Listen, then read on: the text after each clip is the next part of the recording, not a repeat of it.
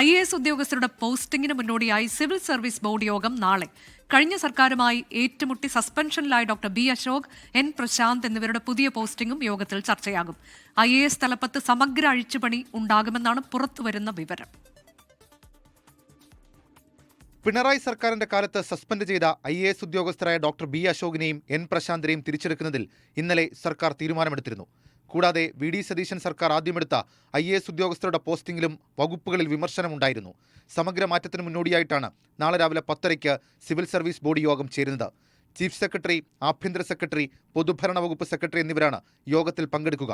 2 വർഷം തികയും മുൻപ് principal secretary റാങ്കിലുള്ളവരെ സ്ഥലം മാറ്റണമെങ്കിൽ ബോർഡിന്റെ അനുമതി വേണം. Doctor B Ashok, N Prashanth ഉൾപ്പെടെയുള്ളവരുടെ പുതിയ പോസ്റ്റിംഗ് ബോർഡിൽ ചർച്ച ചെയ്ത് തീരുമാനിക്കും. ബി അശോക് സുപ്രധാന ചുമതലയിലേക്ക് വരുമെന്നാണ് വിവരം. 2 വർഷമായി സർവീസിന് പുറത്തുള്ള എൻ പ്രശാന്തിന്റെ പുതിയ ചുമതലയും ആകാംക്ഷയാണ്. സിവിൽ സർവീസ് ബോർഡ് യോഗത്തിന് ശേഷം IAS അഴിച്ചുപണി സംബന്ധിച്ച ഉത്തരവിറക്കും. 24 തിരുവനന്തപുരം.